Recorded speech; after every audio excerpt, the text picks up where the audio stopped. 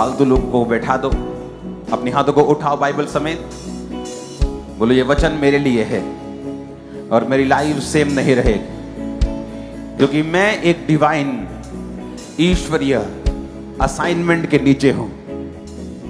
मेरा मकसद के तहत जन्म हुआ है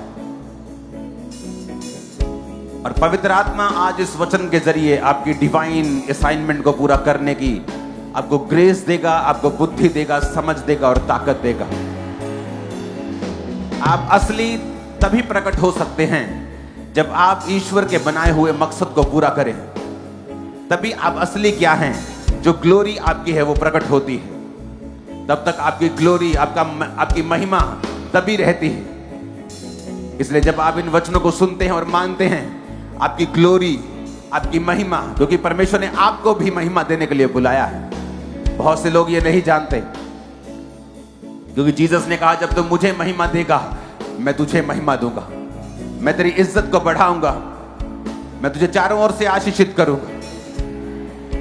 जब आप इस मकसद को पूरा करेंगे जो प्रभु ने आपको दिया है, और वो वचन ही है केवल जो उस मकसद को समझने की आपको मदद करता है और ग्रेस देता है। इसलिए बिना कॉपी, बिना पेन और बिना बाइबल के चर्च में मत आए।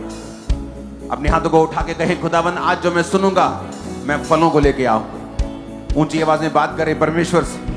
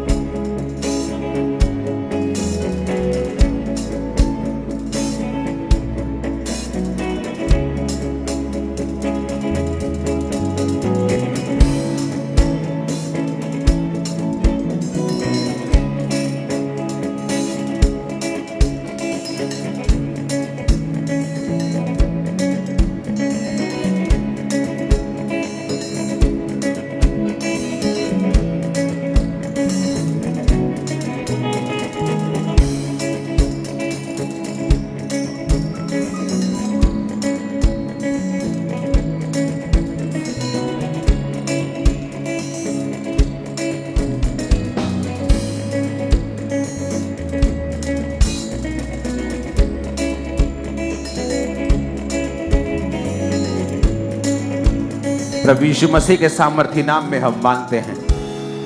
एक बार जोर से तारीफ कर दो खुदाबंद, जितनी ताकत आपके हाथों में है। हालेलुया। जोर से जोर से जोर से आमीन, आमीन। आज मेरा बिलीव है कि आप जो वर्ड सुनेंगे आपकी लाइफ सेम नहीं होगी। मेरी आवाज आ रही है पीछे? अगर आ रही है तो हाथों को हिलाओ। सबसे पीछे, सबसे पीछे, सबसे पीछे। अगर नहीं आ रही, सही नहीं आ रही, हाथों को हिलाओ। अगर क्लियर नहीं है तो, अगर आवाज अच्छी नहीं है, क्लियर नहीं है, खुदावन का थैंक्स करो, सब सही है। तो आज से एक टीचिंग की शुरुआत मैं आपके लिए कर रहा हूं। ये टीचिंग मोस्टली मैं बाइबल कॉलेज में अपने देता हूं, लेकिन वहां पे बहुत डिटेल में होती है। तो थर्सडे मैं वो ही देने की कोशिश करूंगा, लेकिन चाहे हम उतनी डिटेल में ना जा सकें, लेकिन वो इतना होगा कि आपकी लाइफ जरूर बदल जाएगी।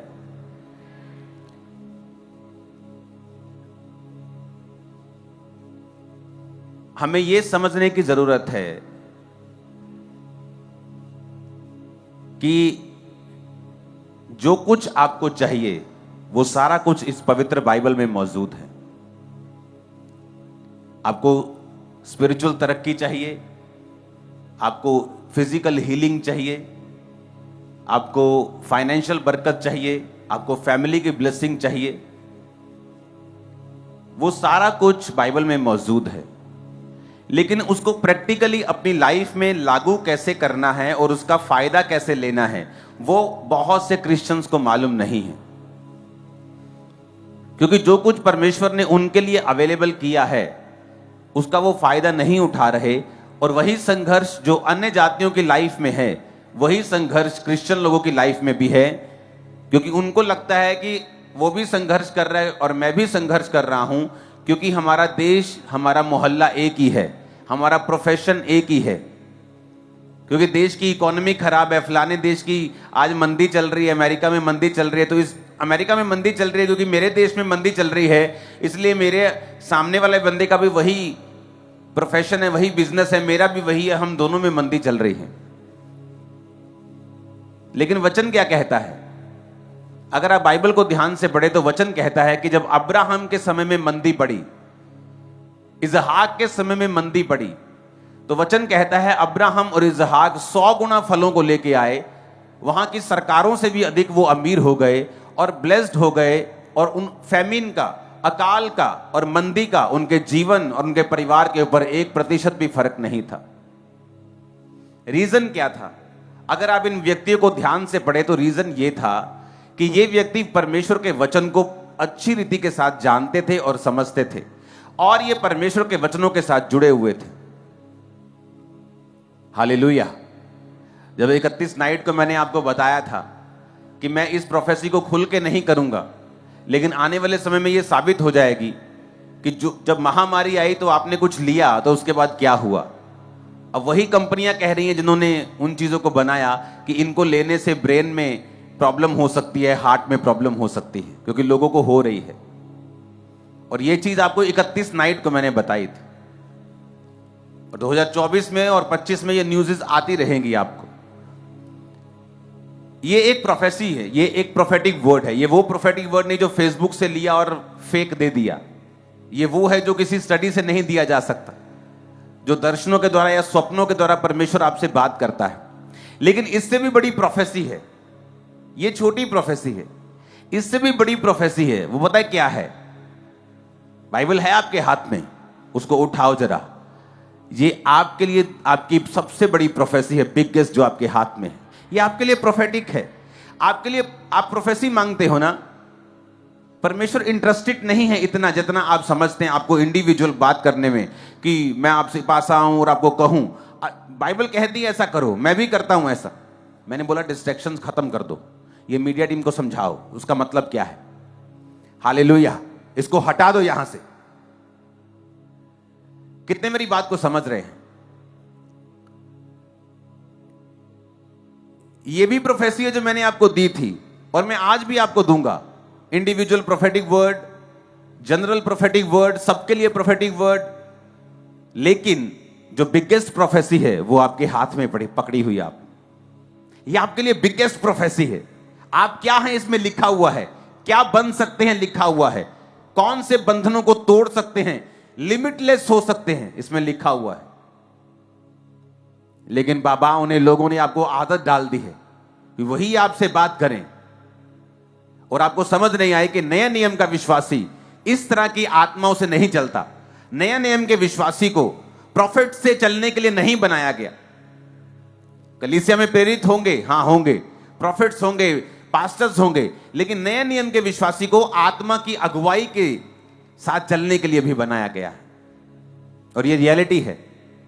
चर्च में मैं आपको प्रोफेटिक वर्ड देता हूं, हां देता हूं। ऐसे ऐसे प्रोफेटिक वर्ड मैं खुद हैरान होता हूं कि मैं सो रहा हूं, मुझे सपना आ रहा है कि पंजाब में ऐसा होगा, और मैं उसी वक्त लाइव होके बता रहा हूं, और 4 दिन बाद न्यूज आती, जबकि किसी को मालूम नहीं था।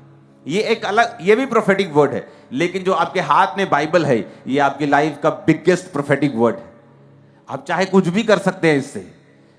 मैं आपको सच कह रहा हूं, जिस दिन आपको ये पढ़ने की आदत लग जाएगी और इसके साथ समय बिताने की आदत लग जाएगी, आप चाहे आज बाइबल पढ़ते हो और इसको समझते ना हो, लेकिन जैसे जैसे आप इसको पढ़ते जाएंगे और परमेश्वर की उपस्थिति में समय बिताते जाएंगे, ये आपको समझ भी आती जाएगी, ये आपसे बात भी करेगी, आपकी कमियों को भी निकालेगी, आपको प्रोफेटिक वर्ड भी देगी, आपकी अगुवाई भी करेगी, सुरक्षित भी रखेगी, और परमेश्वर के साथ आपको जोड़े भी रखेगी।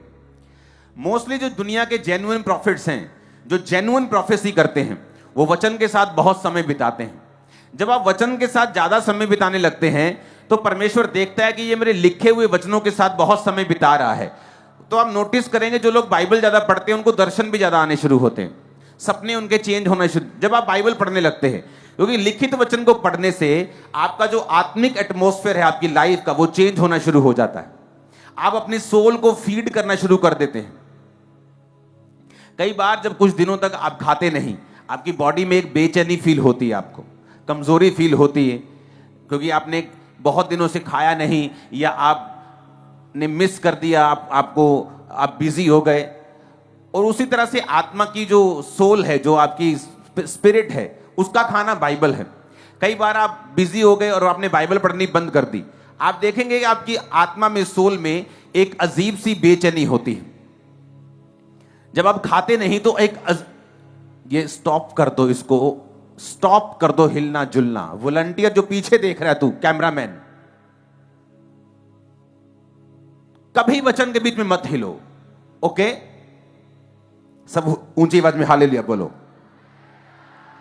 जब आपकी जो सोल है, आपकी स्पिरिट है, उसका खाना वचन है, प्रेयर नहीं है, फास्टिंग नहीं है, वचन उसका खाना है। जब आप वचन को नहीं खाते, उसको फीड नहीं करते, एक अजीब सी बेचैनी आपकी लाइफ में रहती है। दूसरा, आप प्रभु से डिस्कनेक्टेड रहते हैं।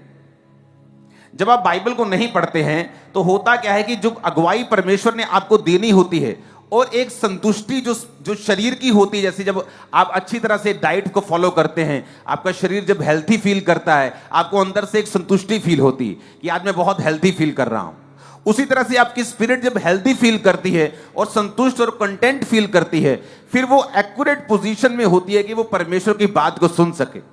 और जब आप परमेश्वर की बात को सुन के चलते हैं, जो मसले आपके सामने ही होते हैं, कई बार सोल्यूशन आपके सामने होता है। वचन क्या कहता है? वचन कहता है कि जब अब्राहम ने हाजिरा को अपने आप वहां से निकाल दिया अपने घर से, सारा के कहने पर, तो सारा और उसका बेटा जब जा रहे थे तो जो हाजिरा रोने लगी। हाजिरा और उसका बेटा जब जा रहे थे तो वो रोने लगी, और परमेश्वर ने, दूत ने प्रकट होकर उसके बोला कि परमेश्वर ने तेरे रोने को नहीं परमेश्वर सुनता। इसलिए नहीं कि वो रो रही थी, प्रभु का दूत प्रकट हो गया, उसने कहा तेरे बेटे की प्रार्थना सुनी। बेटे को प्रार्थना करनी कहां से आती थी? क्योंकि वो अब्राहम के साथ रहता था। आप नोटिस करेंगे, एक व्यक्ति जो इतना अच्छे कैरेक्टर का या इतना अच्छा व्यक्ति नहीं है, लेकिन जब वो धर्मी लोगों के साथ रहना शुरू होता है, उस पर भी मसा आ जाता है। चाहे वो इतना कैरेक्टर का अच्छा नहीं है, मसा फिर भी उसकी लाइफ में एंटर करना शुरू करता है।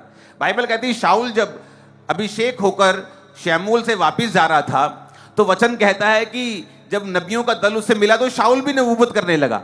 तो कहावत चली कि शाऊल भी नबियों में से है, नबियों का है। तो इसका मतलब जो संगति होती है वो आपके ऊपर इफेक्ट करती है।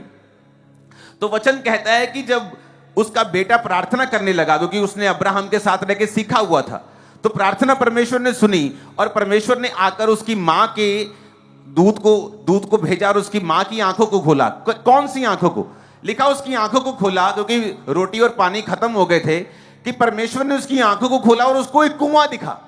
वो कुआं तो पहले भी वहां मौजूद था, ऐसा तो नहीं था कि कुआं तब परमेश्वर ने नया पैदा कर दिया।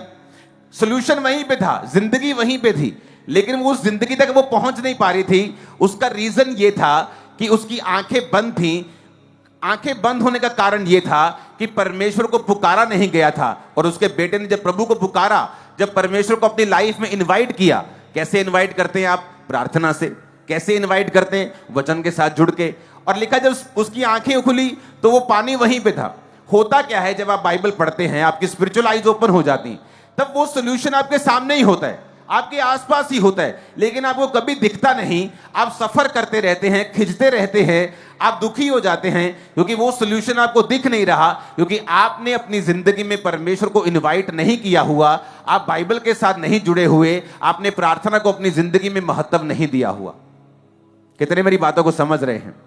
कई बार आपके हस्बैंड को बदलने के लिए आपकी एक ही बात चाहिए होती है, एक ही बात ऐसी आपके मुंह से निकलेगी, वो प्रभावित हो जाएगा और धीरे धीरे बदल जाएगा। लेकिन वो बात तब तक परमेश्वर आपके मुंह से नहीं निकालता जब तक आप पूरी तरह से अपनी लाइफ को परमेश्वर के सामने समर्पित नहीं करते। फिर आप हैरान होते हैं कि मैंने जैसे ही प्रार्थना करनी शुरू की और बाइबल पढ़नी शुरू की, कैसे परमेश्वर ने मेरे शब्दों को बदल दिया। और मैंने अपने पति से बात की, मैंने अपने भाई से बात की, ये मसीह में नहीं था, लेकिन इसका दिमाग चेंज होना शुरू हो गया। क्यों? क्योंकि उन शब्दों के ऊपर परमेश्वर ने अपना अधिकार कर लिया, आपके दिमाग पर परमेश्वर ने अपना अधिकार कर लिया। क्यों? क्योंकि आपने उसे मौका दिया, आपने अपने सोल को खाना दिया, वचन दिया। जब आप वचन को पढ़ना शुरू किया, पापों से तौबा की, प्रार्थना करनी शुरू की, परमेश्वर ने आपके माहौल को चेंज किया और परमेश्वर ने वो बदलाव किया जो आपकी लाइफ में चाहिए था। कितने मेरी बातों को समझ रहे हैं? तो आज मैं आपको आपके ग्राउंड बना दूंगा, और ग्राउंड बनाने के बाद अगले थर्सडे से वो बाइबल टीचिंग जो अभी आज से शुरू हो जाएगी, आज हम ग्राउंड बनाएंगे, उस चीज को समझेंगे और उसके बाद उन टीचिंग्स को समझेंगे और सीखेंगे। और आपने नोटिस किया होगा कि डिलीवरेंस वीक्स जो पिछले साल हुए थे, अब तक उनकी टेस्टिमनीज को हम पाते हैं कि मेरे घर में 20 साल से शराब था, मेरे घर में 15 साल से शराब था, मैं डिलीवरेंस वीक्स के दौरान आया था और मेरी लाइफ चेंज हो गई। मैं आपको बता रहा हूं, अब वही थर्सडे आ चुके हैं, आपकी लाइफ कभी सेम नहीं रहने, कभी, इन जीसस ने। मैं आपको बता रहा हूं, अब इन थर्सडेज को मिस मत कीजिएगा। हालेलुया। मैं भी नहीं करूंगा। हालेलुया। मेरा बहुत सा स्पिरिचुअल असाइनमेंट थी जो मैंने पिछले दिनों में कंप्लीट की है, और मैं आपको बता रहा हूं असाइनमेंट कंप्लीट हो चुकी है स्पिरिचुअल। सारे स्टेप्स परमेश्वर जाहिर कर चुका है। अब हम स्टेप्स लेने हैं और एक ऐसी ग्लोरी तक पहुंचना है जहां ह्यूमन आईज के लिए इम्पॉसिबल है पहुंचना, लेकिन परमेश्वर आपको दिखाएगा उस तक कैसे पहुंचा जाता है। ओ आमीन। मेरे को ऊंचे वाला चाहिए। हालेलुया। ऊंची आवाज में हालेलुया बोलो जरा। तो आज हम स्टार्ट करेंगे पहला राजा 17 बाब उसकी 1 आयत से। उसमें लिखा हुआ है, तिशबी एलिया जो गिलाद के परदेशियों में से था, उसने अहाब से कहा, इज़राइल का परमेश्वर यहोवा जिसके सम्मुख मैं उपस्थित रहता हूं, उसके जीवन की शपथ, इन वर्षों में मेरे कहे बिना ना तो मेह बरसेगा ना औस पड़ेगी। तब यहोवा का वचन ये उसके पास पहुंचा, यहां से चलकर पूरब की ओर जा और करीत नामक नाले में जो यर्दन के पूरब में है छुप जा, उसी नाले का तो पानी पिया कर, और मैंने कौओं को आज्ञा दी है कि वो तुझे खिलाएं।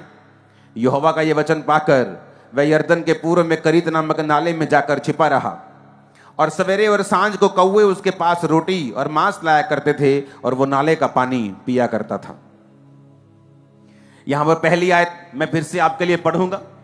उसमें लिखा है तिशबी एलिया। तिशबी यानी उसके बैकग्राउंड का, जैसे तिशबी लोग, पहाड़ी लोग, हम बोलते हैं इजरायली लोग, हाँ ऐसे नाम था उस तिशबी। तिशबी एलिया कि नेपाली लोग ऐसे। तो तिशबी एक एरिया का नाम था कि तिशबी एलिया जो गिलाद के प्रदेशियों में से था, उसने अहाब से कहा। सीधी एंट्री होती है एलिया अहाब, यानी एक प्रभु का दास, दूसरा उस देश का राजा। इज़राइल का राजा और परमेश्वर का नबी। इधर प्रभु का नबी खड़ा है, इधर इज़राइल का राजा खड़ा है। पहला राजा 17 से पहले एलिया का जिक्र कहीं नहीं आता। जिसमें बाइबल कॉलेज में पढ़ाता हूं कि हम ऐसे जनों को पढ़ेंगे बाइबल में जिनसे परमेश्वर ने डायरेक्ट बात की है, बोलकर, कि ऐसे ऐसे कौन कौन से जन हैं जिनसे परमेश्वर ने डायरेक्ट बोलकर बात की है। तो बात तो परमेश्वर ने कैन से भी की है, जिसने अपने भाई को मार दिया था। लेकिन हम उन लोगों को पढ़ेंगे जिन लोगों से परमेश्वर ने बात की है और उन्हें एक डिवाइन असाइनमेंट, एक होमवर्क, एक काम, एक बुलाहट दी है। फिर उन लोगों से परमेश्वर ने बात क्यों की है, क्या खासियत थी उन लोगों में, क्या वो आसमान से चुने हुए लोग थे, क्या पहले से चुने हुए लोग थे, क्या पहले से ही ऐसे चुना गया था जब वो पैदा हुए कि इनसे मैं बात करूंगा, क्या ऐसा था या कोई और कारण था। अगर हम मरियम को पढ़ें जिससे परमेश्वर ने डायरेक्ट बात की थी, तो बाइबल कॉलेज में तो उसे डिटेल में पढ़ाया जाता है क्योंकि वहां घंटों होते हैं, लेकिन आपको मैं पढ़ाऊंगा, लेकिन कुछ कुछ हिस्सा, लेकिन आपको समझ सारा आ जाएगा। तो बाइबल में लिखा है जब मरियम से परमेश्वर ने बात की, तो मरियम ने एक बात बाइबल में लिखी है। उसने कहा परमेश्वर ने, जब उसको गर्भ धारण हो गया, जब उसने बात सुन ली, दूत की ओर एक्सेप्ट कर लिया कि मैं यीशु मसीह को पैदा करूंगी, कुंवारी रहकर भी उसको डर नहीं था कि उसका पति जो होने वाला है, उसकी सगाई हो चुकी थी, वो क्या कहेगा, समाज क्या कहेगा। तो बाइबल कहती है, उसने बाइबल में लिखा है कि परमेश्वर ने मेरी दीनता के ऊपर दृष्टि की है। तो मरियम ने उन वचनों में बताया है कि उसकी लाइफ में ऐसा क्या था कि परमेश्वर ने उसको चुना धरती ऊपर कि उसके द्वारा प्रभु यीशु मसीह का जन्म हो। पहली बात थी कि वो कुंवारी, असली कुंवारी थी, नाम की कुंवारी नहीं थी। उसने, बाइबल कहती, कभी भी किसी पुरुष के साथ कोई संबंध नहीं बनाया था। सेकंड, वो दीन थी। लिखा परमेश्वर ने, उसने लिखा कि परमेश्वर ने मेरी दीनता के ऊपर दृष्टि की है। तो जब भी बाइबल में हम किसी के ऊपर परमेश्वर की ग्रेस को देखते हैं तो ये सिर्फ एक तरफा मामला नहीं होता। सिर्फ एक तरफा नहीं होता कि परमेश्वर ने उसको चुन लिया है, ये दो तरफा मामला होता है कि परमेश्वर का मकसद कि अगर तू पवित्रताई पे चले और मेरी आज्ञाओं को सुने तो मैं एक डिवाइन ईश्वरीय होमवर्क तुझे दूंगा, काम करने को दूंगा, मैं तेरी अगुवाई करूंगा, तुझसे बात करूंगा। तो जब परमेश्वर का मकसद हमें मिलता है, दूसरा हम उसके अनुसार अपने जीवन को बिताते हैं, तो परमेश्वर आज भी धरती के ऊपर देखता है कौन से लोगों को मैं इस्तेमाल कर सकता हूं अपनी महिमा के लिए। फिर परमेश्वर लोगों को ढूंढता है जो अपने जीवन को समर्पित कर चुके हैं। बाद में कहीं बिगड़ जाते हैं, वो बात अलग है, लेकिन जब वो बिगड़े नहीं होते, प्रभु उनको चुनता है, सामर्थ देता है, उन्हें इस्तेमाल करना शुरू करता है। तो ये परमेश्वर का प्लान था। और मरियम ने कहा कि परमेश्वर ने मेरी दीनता के ऊपर दृष्टि की है, अब से सब लोग मुझे धन्य कहेंगे। तो वो वचन में आप पढ़ सकते हैं जिनसे परमेश्वर ने डायरेक्ट बात की है और क्यों की है। ये जीवनियां हम बाइबल कॉलेज में पढ़ाते हैं, लोग और स्टूडेंट्स पढ़ते हैं और उसके बारे में डिस्कशंस होती हैं और स्टडी होती है कि ऐसा क्यों था कि परमेश्वर ने उनसे डायरेक्ट बात की, उनको असाइनमेंट दी, और क्यों था ऐसा, वो सारी चीजों की स्टडी होती है। आज हम स्टडी कर रहे हैं एलिया की। अगर हम एलिया को देखें तो उसकी कोई सी बैकग्राउंड का जिक्र नहीं है। नहीं बताया गया उसका माँ कौन था, नहीं बताया गया उसका पिता कौन था, उसका भाई कौन था, वो कहां से आया था। अभी तो जब वो एलिया नजर आया तब तो उसके आई थिंक बाल उड़ चुके थे, वो एक यंग भी नहीं था, आई थिंक यंग उम्र को भी पार कर चुका था। तो एलिया एक ऐसा मनुष्य एकदम से अपीयर होता है, एकदम से जाहिर होता है, ना उसकी बैकग्राउंड, ना माता, ना पिता, ना कोई क्या करता था, कौन सा बिजनेस करता था, कैसे प्रभु ने चुना, कुछ भी बताया, उसकी बैकग्राउंड नहीं बताई गई, लेकिन सीधा उसको राजा के सामने पेश कर दिया गया। बाइबल कहती है अगर तू काम करने में निपुण हो, कौन सा काम, अगर तू परमेश्वर के सामने सही रीति के साथ चले तो परमेश्वर का वचन कहता है कि वो तुझे छोटे लोगों के सामने नहीं, बड़े लोगों के सामने खड़ा करेगा। हालेलुया। अगर आपको अपनी लाइफ का स्टैंडर्ड बढ़ाना है, आपको अपनी स्पिरिचुअल लाइफ का स्टैंडर्ड बढ़ाना पड़ेगा। बहुत सारे पास्टर्स कहते हैं मुझे अपनी सेवकाई का स्टैंडर्ड बढ़ाना है, आपको अपनी स्पिरिचुअल लाइफ का स्टैंडर्ड बढ़ाना पड़ेगा।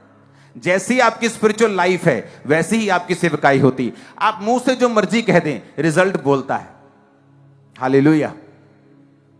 तो यहां पर जिक्र यह होता है कि एलिया का कोई भी बैकग्राउंड नजर नहीं आता। इसका मतलब क्या, परमेश्वर ने क्यों ऐसा किया कि एलिया का बैकग्राउंड क्यों नहीं बताया गया? क्योंकि वचन ये कहता है और बाइबल हमें बताती है, नए नियम में कुरिन्थिया में भी पौलुस लिखता है कि आपकी बैकग्राउंड कोई मायने नहीं रखती, आपकी जाति कोई मायने नहीं रखती, आपका पास्ट कोई मायने नहीं रखता, आप छोटे हैं, कहां से आए हैं, अनपढ़ हैं, पढ़े लिखे, कोई मायने नहीं करता। मायने क्या करता है? उसने कहा, उसने जब राजा से कहा इज़राइल का परमेश्वर यहोवा जिसके सम्मुख में उपस्थित रहता हूं, तो ये उसका सीक्रेट था कि जिस परमेश्वर के सामने मैं उपस्थित रहता हूं। एलिया एक ऐसा जन था जो रोज प्रभु के सामने उपस्थित रहता था, प्रभु के सामने खड़ा रहता था, उसकी हजूरी में रहता था, उसकी प्रेजेंस में रहता था, प्रार्थना में रहता था। यह उसका सीक्रेट था। तो परमेश्वर यह बताने की कोशिश यहां पे वचन में कर रहे थे कि अगर तुम प्रभु के सामने उपस्थित रह सको रोज, तुम्हारी लाइफ में क्या है, बैकग्राउंड क्या है, रंग क्या है, जाति क्या है, कहां से आए हो, अमीर हो, गरीब हो, पढ़े लिखे हो, ऊंचे हो, नीचे हो, गोरे हो, काले हो, छोटे हो, बड़े हो, लंबे हो, नाटे हो, कोई मतलब नहीं। अगर तुम उपस्थित रह सकते हो प्रभु के सामने रोज, तो बाइबल कहती है वो तुम्हें राजाओं के सामने भी खड़ा कर सकता है, वो तुम्हें ऊंचा कर सकता है, तुम्हारे स्टैंडर्ड को बढ़ा सकता है। आमीन। मेरे को ऊंचे वाला चाहिए। तो यहां पर बाइबल कहती है कि उसकी बैकग्राउंड को इसलिए नहीं बताया गया कि यह आपको सिखाने के लिए हो कि आपकी बैकग्राउंड मायने नहीं रखती। आप गरीब परिवार से जन्म लेकर भी यीशु मसीह में आकर उस गरीबी के बंधन को तोड़कर झंडे गाड़ सकते हो यीशु मसीह के नाम। मैं आपको बता रहा हूं, आप एक आम परिवार से आकर भी दुनिया के बेस्ट देशों में बेस्ट पोजीशन पे पहुंच सकते हो अगर आप प्रभु के सामने उपस्थित रह सकते हो तो। हालेलुया। यहां पर एक राजा के सामने वो जिम्मेवारी लेता है कि मेरे कहे बिना बारिश भी नहीं आएगी, औंस भी नहीं पड़ेगी। इतनी दिलेरी कैसे हुई? जबकि अगर आप आगे पढ़ें, इसी एलिया की स्टोरी को आगे पढ़ें, जब उसने बाल के नबियों को और अशेरा के नबियों को मार दिया, 850 नबी एक दिन में मारे गए। और उसके बाद जब अहाब ने जाके अपनी पत्नी इजाबेल को बताया कि एलिया ने 850 नबियों को मार दिया है, तो उसने एक मैसेज भेजा एलिया को। उसने कहा, एलिया अगर शाम तक मैं तेरा हाल वही ना कर दूं तो देवता मुझसे भी वही अधिक करे जो उनके साथ हुआ है। तो बाइबल कहती है एलिया भागा। अब क्यों भागा? जो राजा से नहीं डरा, इजाबेल से कैसे डर सकता है? जो फर्स्ट पावर से नहीं डरा, सेकंड पावर से कैसे डर सकता है? इसका एक एग्जाम्पल है कि जब चाहे वो एलिया था, नाम बड़ा था, लेकिन पावर का सोर्स परमेश्वर था। उपस्थित रहा प्रभु के सामने, और जब आप प्रभु के सामने उपस्थित रहते हैं, आप में एक अजीब तरह की दलेरी आ जाती है। वो कैंसर फिर आपको डराता नहीं, वो दुश्मन आपको डराने नहीं पाता, वो शैतान फिर आपको उससे डर नहीं लगता। लेकिन अब जब एलिया अपनी स्पिरिचुअल पावर को यूज करता जा रहा था, बाल के नबियों को मारा, आग उतारी, सब कुछ किया, प्रार्थना का लेवल लो हो गया। जब प्रार्थना लो हो गया और शैतान ने धमकी दी, तो बाइबल कहती भागा। इससे क्या मालूम होता है कि आपकी लाइफ में ना तो बल से कुछ होगा, ना शक्ति से होगा, ना आपकी विल पावर से होगा, ना आपकी शारीरिक दलेरी से होगा। बड़े बड़े शारीरिक दलेर जब परमेश्वर के राज्य को जरूरत होती भाग जाते हैं। कौन टिका रहता है? जो स्पिरिट में, जो आत्मा में, जो प्रार्थना में स्ट्रांग है। और जब एलिया को अपनी गलती समझ आई कि मैं राजा के सामने खड़ा रहा, 850 नबियों के सामने खड़ा रहा, इतनी ताकत थी मुझ में, मैंने बोला कि जो आसमान से आग उतार कर उत्तर देगा वही परमेश्वर। मैंने आग को उतारा यहोवा के नाम में, और अब मैं कैसे डर गया? तो यह बात समझ आपको आनी चाहिए कि बैकग्राउंड मायने नहीं करती। पतरस शारीरिक रूप से दलेर आदमी था। कैसे साबित होता है? क्योंकि जब यीशु मसीह को पकड़ने के लिए आए तो किसी चेले ने कुछ नहीं कहा, लेकिन पतरस ने तलवार से एक व्यक्ति को मारना चाहा, एक सिपाही को मारना चाहा। उसने सिर पर मारी उसके, लेकिन वो हटा तो कान पे लगी और कान उखड़ गया उसका। तो जीसस ने वो कान वापस जोड़ दिया बिना किसी सर्जरी के। हालेलुया। तो बिना किसी सर्जरी के जब जोड़ा, तो इसे मालूम होता है कि पतरस एक बड़ा दलेर व्यक्ति था। लेकिन प्रभु ने उससे कुछ कहा था उसी रात, उस घटना से पहले। जब पतरस ने कहा था, प्रभु अगर तू मरा तो मैं तेरे साथ मरूंगा, तो प्रभु ने कहा था कि आज मुर्गे का जब बांग होगा 3 बार तो मेरा इनकार कर देगा। तो जब यीशु मसीह को पकड़ के ले गए तो एक व्यक्ति बोला, ए तू भी उन गलीलियों में से है, तू भी उसका चेला है? कहता नहीं मैं उसका चेला नहीं। एक बार इनकार कर दिया। आग सीखने लगा। औरत ने कहा, तेरी बोली तेरा भेद खोलती है, तू भी उनमें से है। 3 बार उसने इनकार किया, और फिर लानते डालने का, लानत तो जो यीशु को जानता हूं। और जो मुर्गे ने बांग दी, और जीसस ने दूर से उसकी ओर देखा और उसको शर्मिंदगी महसूस हुई। वो रोने लगा।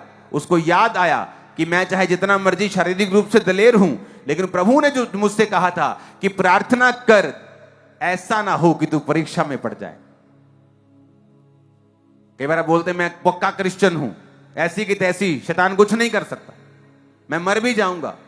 लेकिन जब शैतान आपको अपने पंजे में फंसाता है और परिस्थितियां घेरती हैं, फिर आप डावांडोल होने लगते हैं। क्यों? क्योंकि आप अपनी फिजिकल विल पावर से यीशु मसीह में नहीं चल सकते।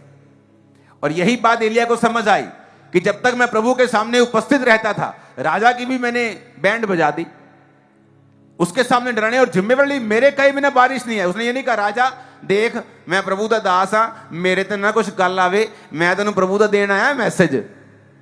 उसने ऐसा कुछ नहीं कहा, कोई घुमा फिरा के बात नहीं की। उसने कहा, राजा मेरे कहे बिना ना बारिश आएगी ना औस पड़ेगी। लेकिन वही एलिया, जब उसकी पत्नी ने एक दबका मारा तो भाग गया वहां से। रीजन, प्रभु के सामने उपस्थित रहना, रोज उपस्थित रहना, हर रोज उपस्थित रहना डैनियल की तरक्की का राज था। मौत आए, जीवन आए, बारिश आए, तूफान आए, प्रॉब्लम आए, दुख आए, सुख आए, लेकिन दिन में 3 बार यरूशलेम की खिड़कियों को खोलकर वो प्रार्थना और धन्यवाद करना छोड़ता नहीं था। ये आपकी लाइफ का सीक्रेट है। मेरी बाइबल स्टडी का आपको कोई फायदा नहीं होगा अगर आज का वचन आप नहीं फॉलो करेंगे। तो अगली बाइबल स्टडी जो होगी वो तभी आपकी लाइफ में काम आएगी अगर आप इन बेसिक्स को फॉलो करेंगे। तो आपकी लाइफ में पाप नहीं होना चाहिए, आपकी लाइफ में बाइबल स्टडी होनी चाहिए, बाइबल पढ़ना होना चाहिए। तीसरा, आपकी लाइफ में प्रार्थना होनी चाहिए। अगर ये तीनों चीजें आप अपनी लाइफ में कंप्लीट करते हैं, फास्टिंग के साथ हफ्ते में 1, 2, 3, लेकिन जब स्पेशल बोली जाती हैं तो आपको पूरी करनी है। उसके बाद जब आप फिर चलेंगे और प्रार्थना करेंगे और आप थर्सडे की और संडे की बाइबल टीचिंग को लेना शुरू करेंगे, प्रभु आपसे बात करेंगे, छुटकारे की ओर आपको लेके जाएंगे, आप छुटकारे की ओर चल पड़ेंगे और इसी साल छुटकारा आपके हाथ में होगा। और मेरे को आमीन ऊंचे वाला चाहिए। मैंने छुटकारे को होते देखा पिछले डिलीवरेंस मीटिंग्स के दौरान।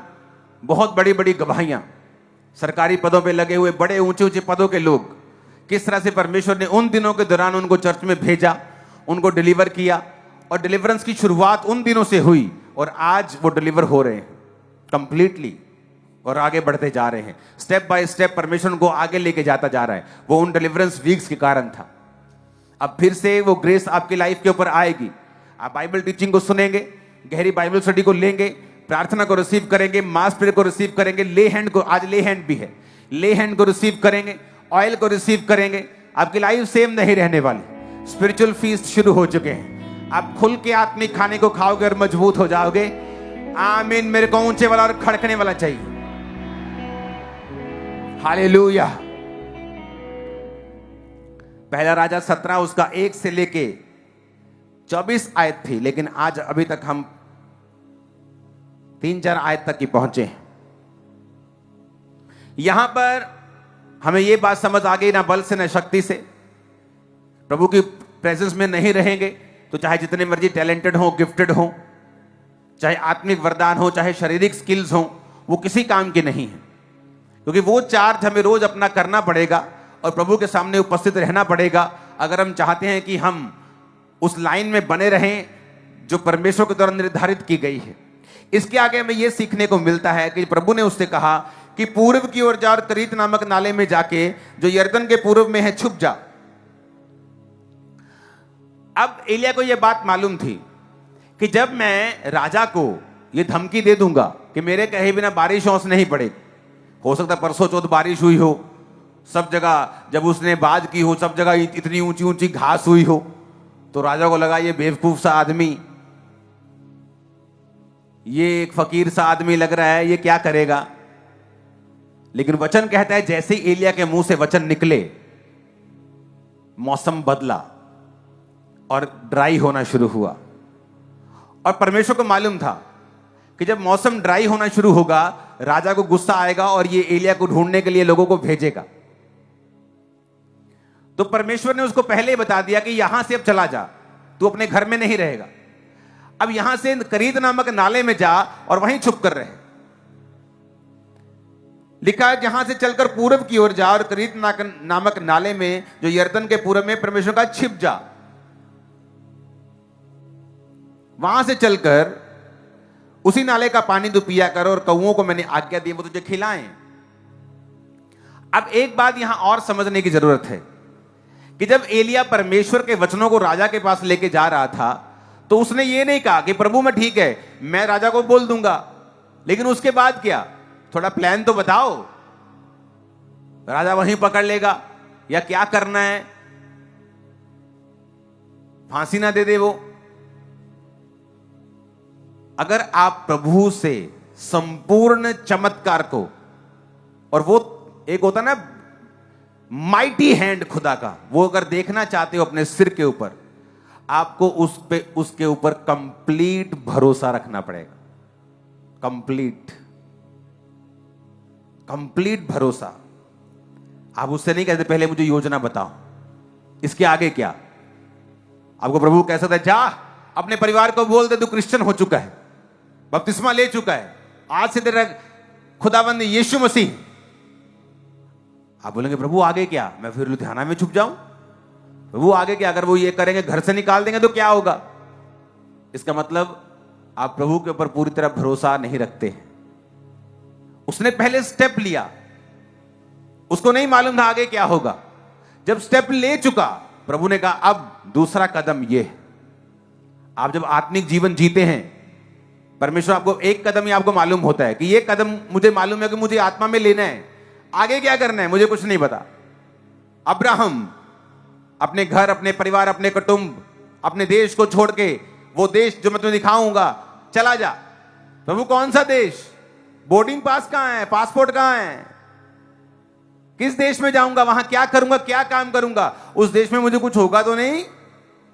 लेकिन वचन कहता है वो अपने देश को छोड़कर चल पड़ा। किधर जाऊं? इधर जाऊं, इधर जाऊं, इधर जाऊं कि इधर जाऊं?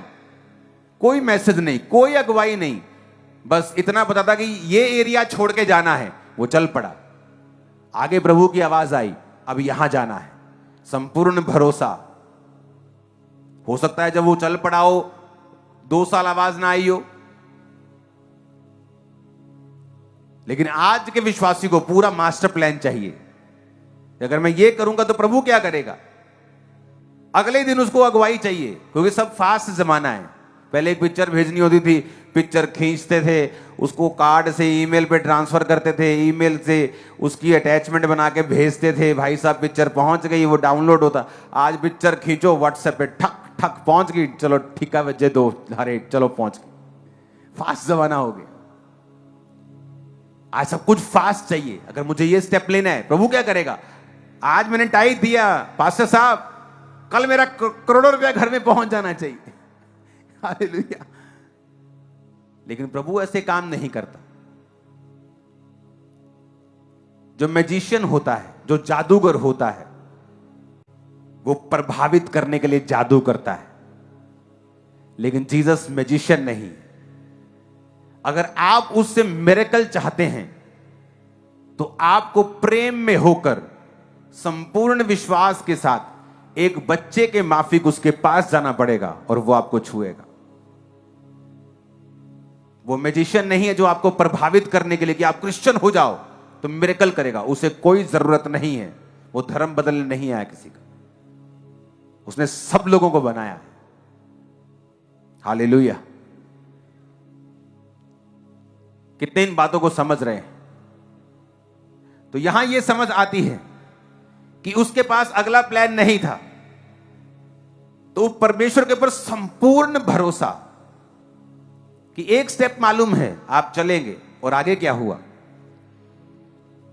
लिखा, यहोवा का यह वचन मानकर मैं यरदन के पूर्व में करीत नामक नाले में जाके छिपा रहा, और सवेरे और सांझ को कौवे उसके पास रोटी और मांस लाया करते थे। वो नाले का पानी पिया करता था। कुछ दिनों के बाद उस देश में वर्षा न होने के कारण नाला सूख गया। तब यहोवा का वचन उसके पास पहुंचा, चलकर सिदोन के सारपत नगर में जाकर वहीं रहे। एक विधवा को मैंने वहां तुझे खिलाने की सुन आज्ञा दी। अब वहां का पानी जब सूख गया तो आगे क्या? वो घबराया नहीं। प्रभु ने कहा अब सारपत नगर में जा, क्योंकि अकाल पड़ चुका था। उसे मालूम था सब जगह अकाल है। कोई ढाबा नहीं खुला, कोई दुकान नहीं खुली, किसी के पास खाना नहीं है। लेकिन परमेश्वर ने वहां क्या किया, हम अगले बार थर्सडे को सुनेंगे।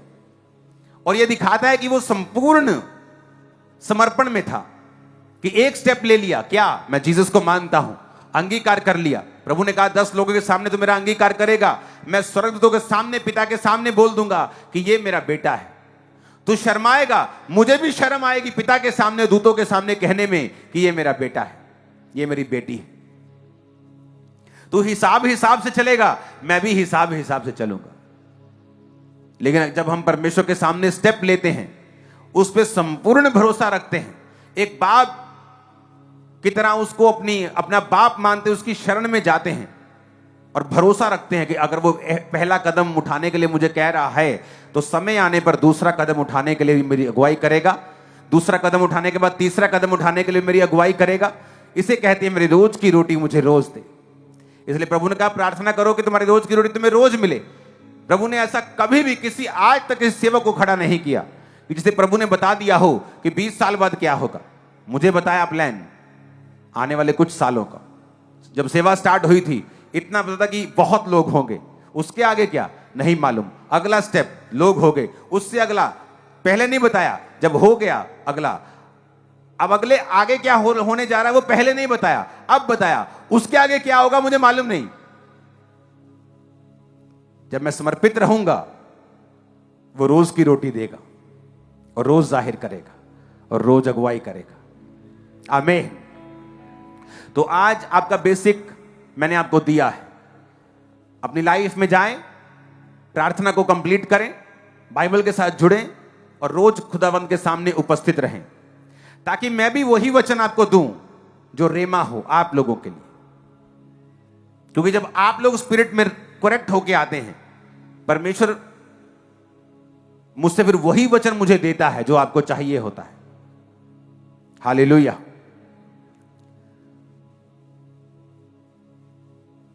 और मैं आपको एक बात प्रोफेटिकली बताना चाहता हूं, आपके मसलों का हल इसमें मिला हुआ है। और मैं आपको प्रोफेटिकली बता रहा हूं, ये अब मैं आपको बात या वचन नहीं दे रहा हूं सिंपल बोल के, अपना वचन नहीं, अपने बोल नहीं दे रहा हूं। मैं आपको प्रोफेटिकली बता रहा हूं कि आपके मसलों का हल इसी वचन के बीच में होगा। और मैं आपको बता रहा हूं, आपकी लाइफ के 1 या 2 या 3 या 9 नहीं, सारे मसले हल होंगे। मैं आपको बता रहा हूं। मैं क्या कहा मैंने? सारे।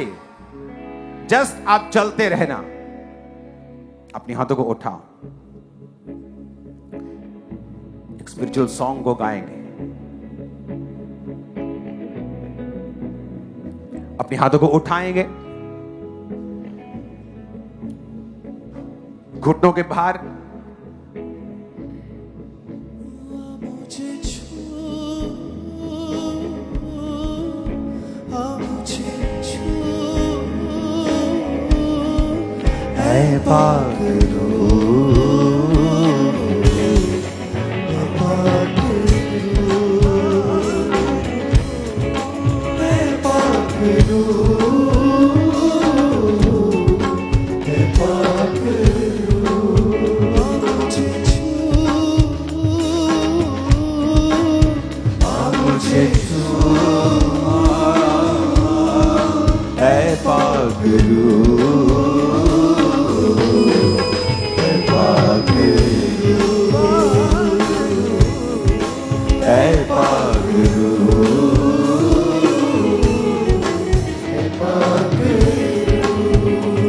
सुनो,